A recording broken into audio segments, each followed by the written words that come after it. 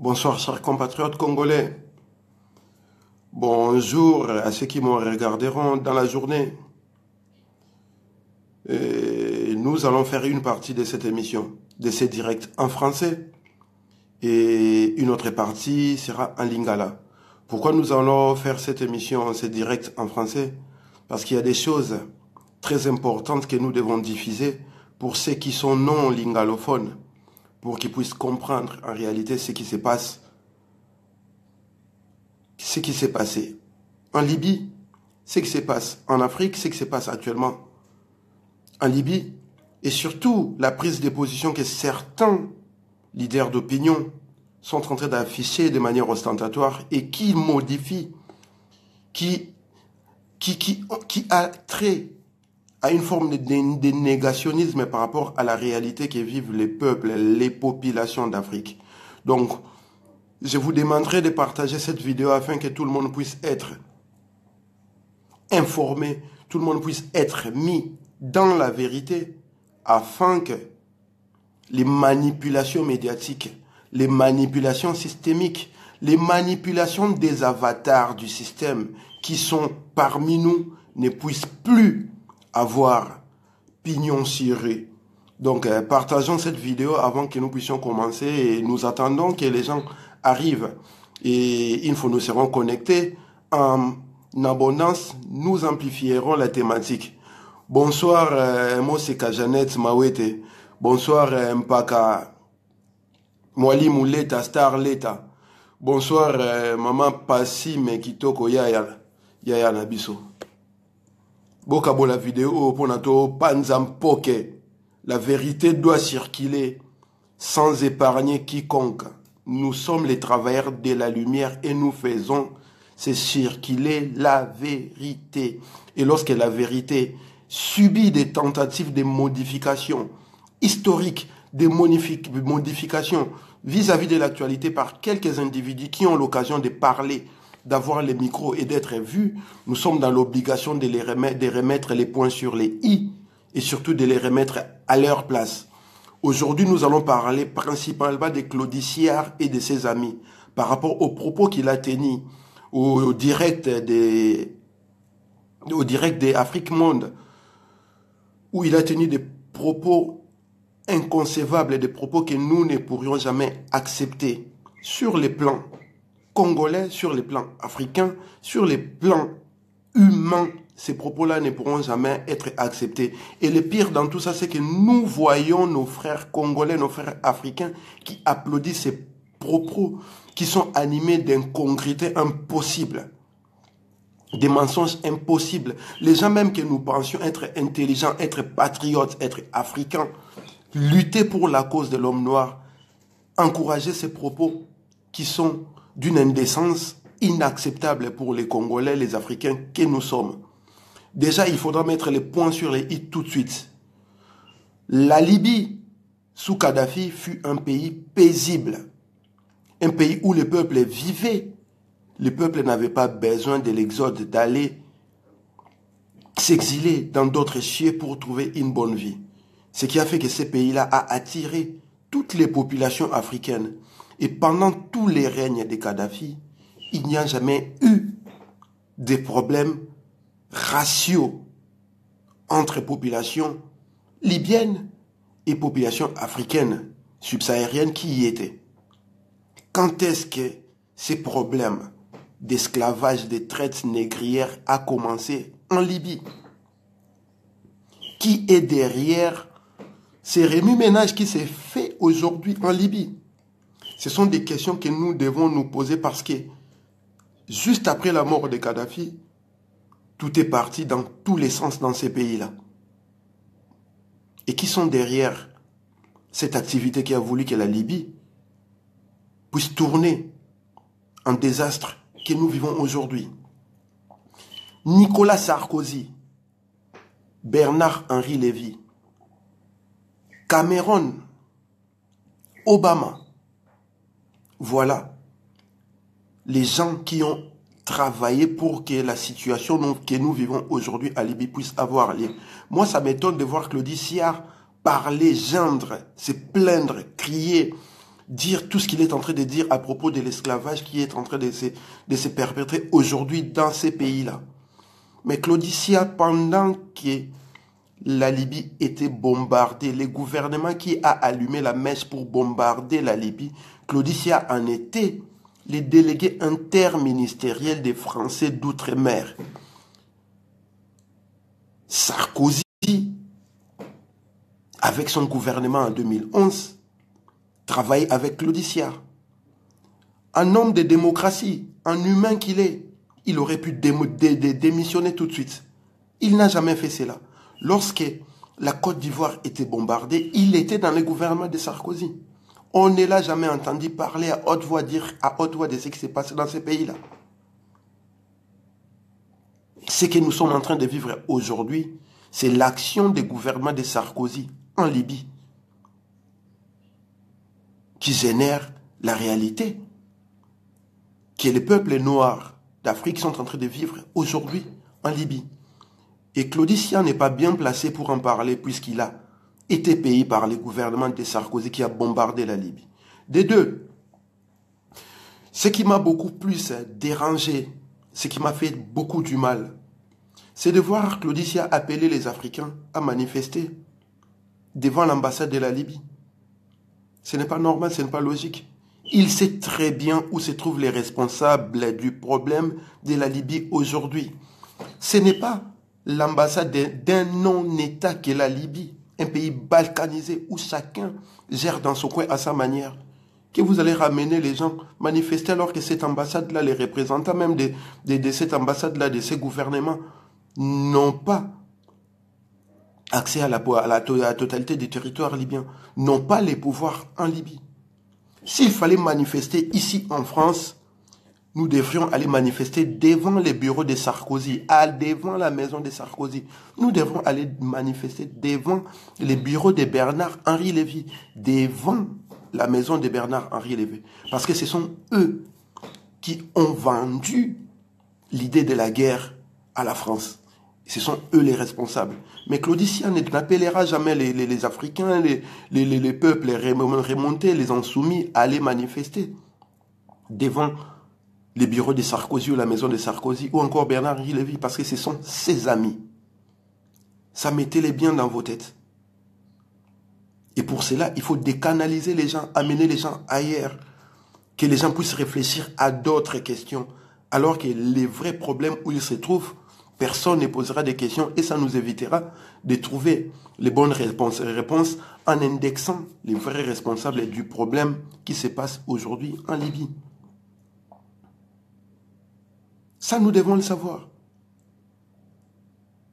Pire encore, lorsqu'il intervient dans son excès des ailes, lorsqu'il intervient au journal Le Monde d'Afrique, au direct de Le Monde d'Afrique, les gars, il se permet de dire que Paul Kagame, même s'il est un homme providentiel, il doit savoir qu'il y a d'autres personnes qui peuvent faire mieux que lui.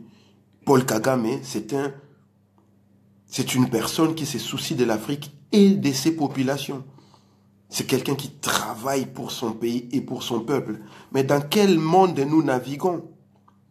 Dans quel monde nous naviguons? C'est aberrant, c'est hallucinant d'entendre quelqu'un qui a cette aura-là tenir ce genre de propos. À titre de rappel, les génocides rwandais, les déclencheurs, les détonateurs du génocide rwandais, c'est Paul Kagame.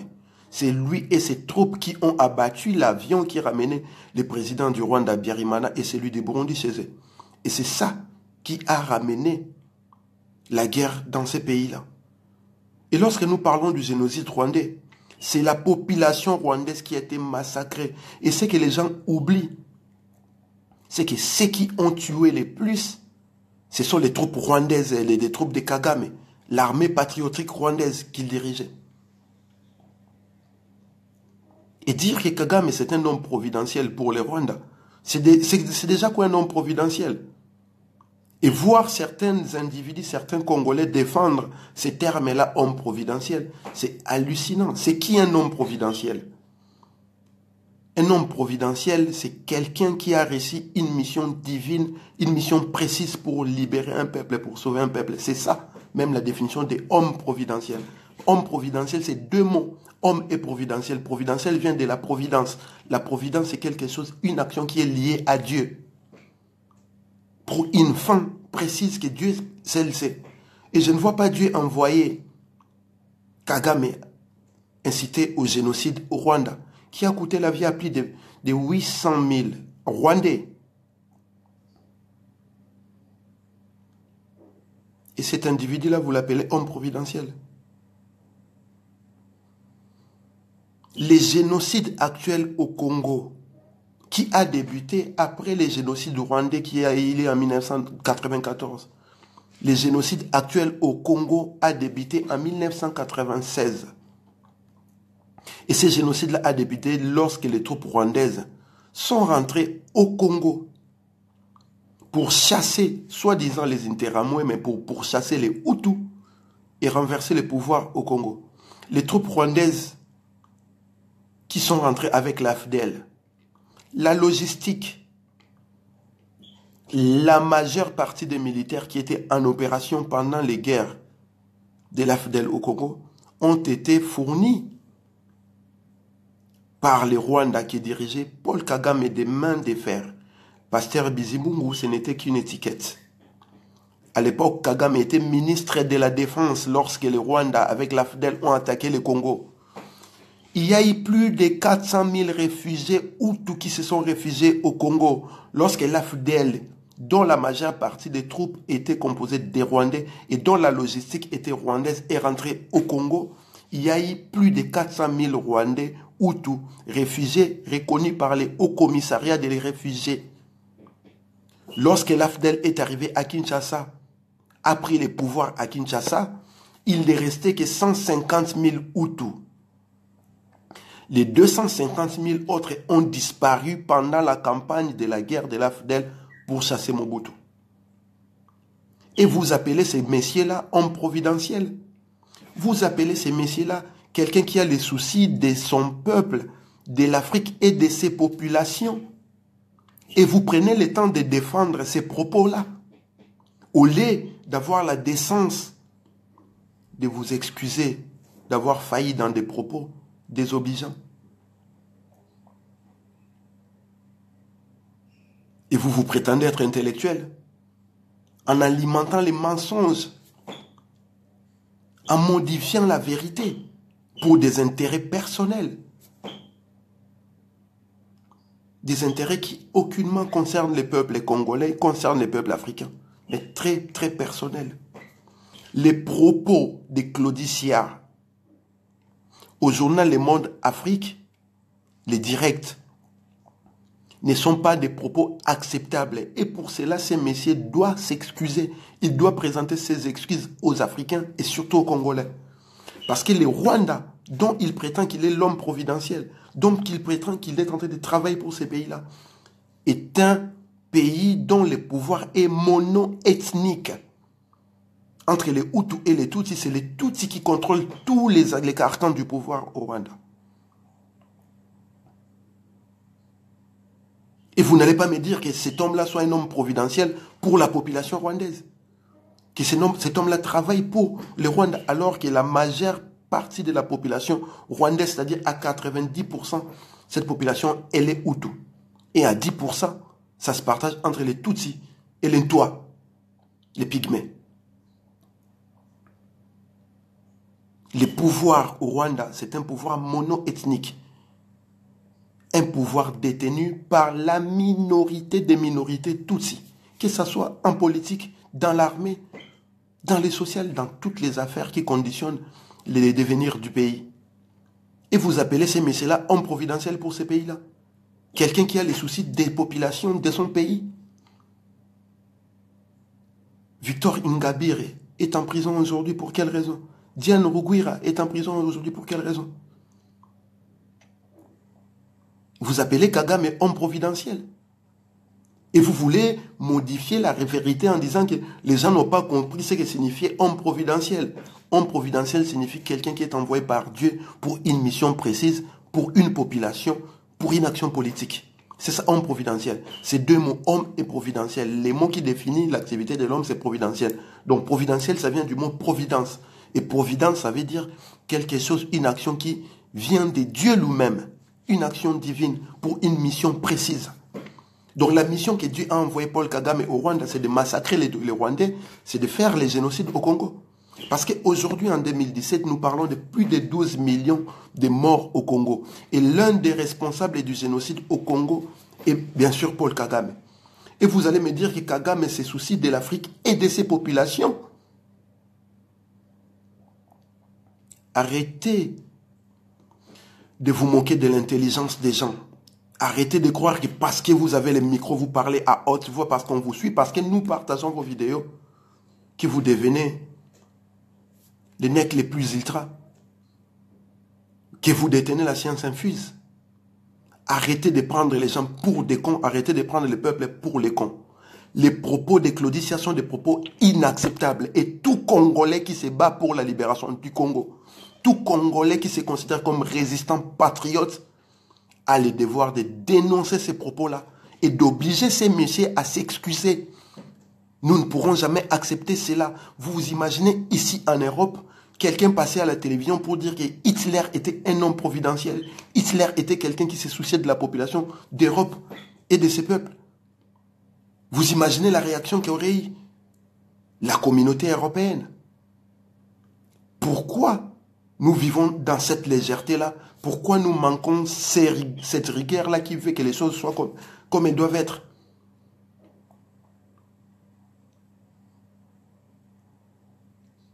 Ceux qui nous font du mal, ce sont ceux-là que nous encensons, ce sont ceux-là que nous louangeons. Et lorsque les systèmes utilisent des méthodes pour vous abriter, pour vous décanaliser, vous tous, vous sombrez dans l'émotion. Qui ne sait pas que la Libye est dans cette situation à cause de Sarkozy et de BHL et de Obama et de Cameron et de la femme à Clinton? Qui ne sait pas cela? Donc s'il faut manifester aujourd'hui, nous savons sur quelles personnes, sur quels individus nous avons tapé. Pourquoi nous amener là où les problèmes n'y est pas?